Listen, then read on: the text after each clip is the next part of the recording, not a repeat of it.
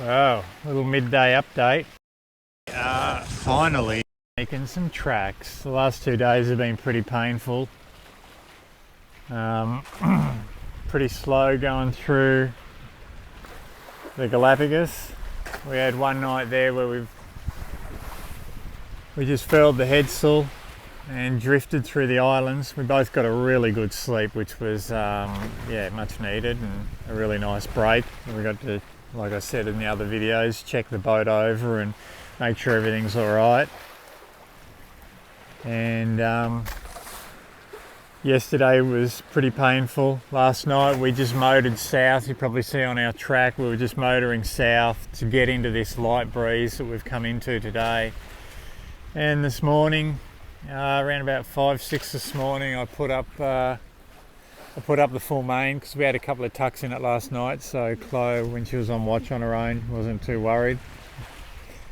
And now we're just starting to come into a really nice sort of 8 knots of breeze. The sea's flattening out and it's just spectacular.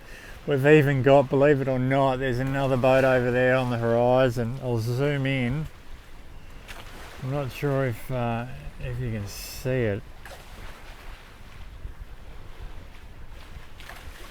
Anyway, there's another boat over there. It's called Audacious Duo. We were having a chat with them on the VHF a little while ago. They're believe it or not, how wild's this? They're a Fountain Peugeot. And when I look through the binoculars, they have the exact same sails we have, which is pretty cool. It's amazing, isn't it? You can be out here, not in the middle of the Pacific, but we're heading that way, and you pass another boat, and they're an Aussie couple. Just bought the boat in France, I believe, and they're heading back towards Australia. They're on their way to the Marquesas to Nuku'hiva. Anyway, I've just done a little inspection. I do a little walk around the boat every day, just checking the rig, having a look at the, just checking the shrouds, the turnbuckles, the pins.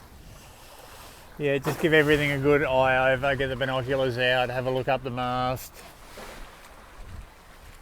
And really just give the boat a really good going over, you know, make sure that nothing's coming loose, make sure that we've got nothing chafing, nothing rubbing.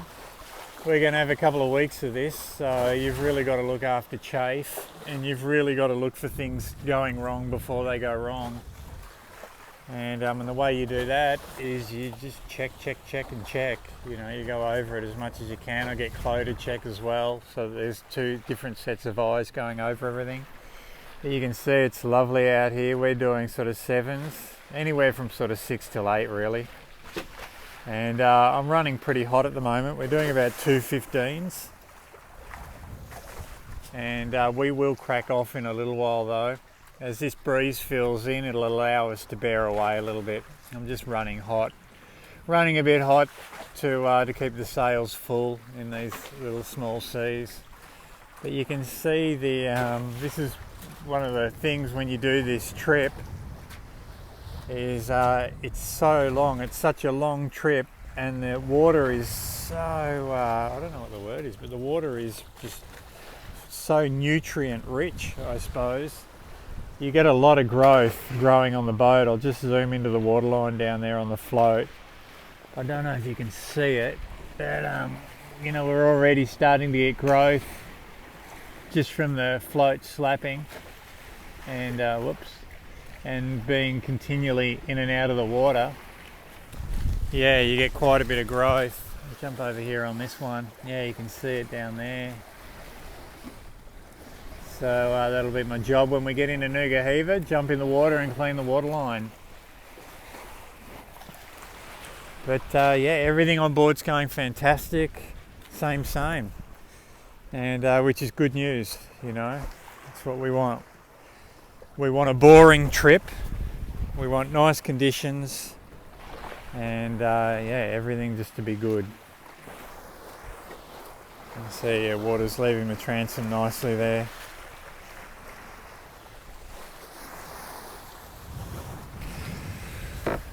Yeah, the dinghy rigged up there on the straps.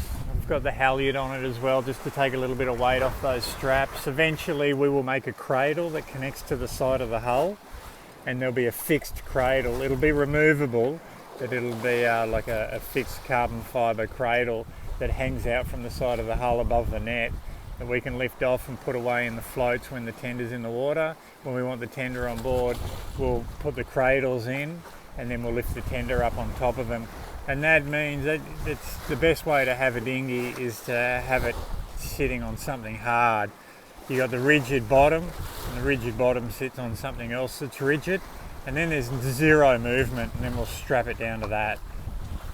These straps are really just sort of they're the dodgy way to do it until we get back to Australia. You know, Costa Rica and Panama, there's just no chance of getting anything done like that. So it's really making the best we can until we get back towards Australia, and once we're there and we've got the right materials and people to help us, we will sort out all of these little things. But yeah, beautiful, beautiful. We got the jib sheeted to 2 points just to try and flatten it out and to give us a bit of a nicer sheeting angle. And it's working really well. What are we doing? Let's have a look. Yeah. 7s. Yeah, it's probably time to crack off soon. You can see Audacious Duo over here on the AIS. And Chloe's inside cooking up a storm. What are you cooking up today, Book? What are you cooking? Alright, you can see the interior is a bit of a mess. We've you can smell something dodgy, like an egg. I made a tortilla yesterday. Oh yeah. I had 3 off eggs yesterday when I made the tortilla, didn't I? Yeah.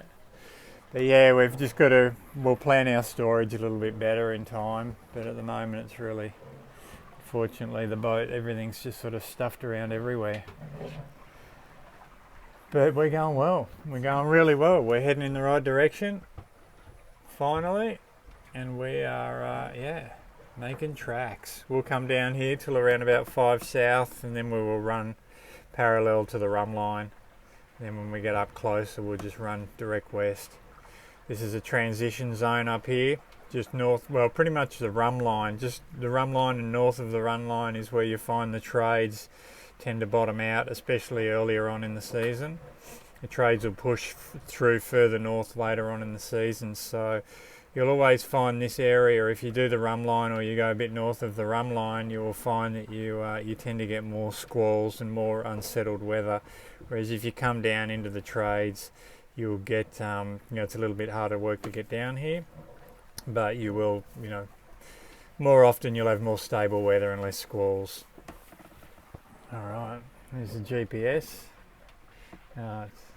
Our odometer, we're up over 1200 nautical miles since we left Panama. So slowly but surely we are getting there. Alright, I hope everyone's really well. There's that other boat over there, the Fountain Peugeot.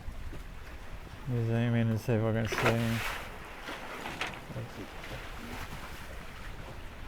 Yeah. Anyway, we hope everyone's doing really well, and as always, send you all our best wishes. And we'll keep posting when we can, and hope this isn't too spammy. I hope I'm not bothering everyone with daily videos, but really like to share what's going on out here, and hopefully we inspire someone else to get on a boat and live a bit differently. Alright, all the best.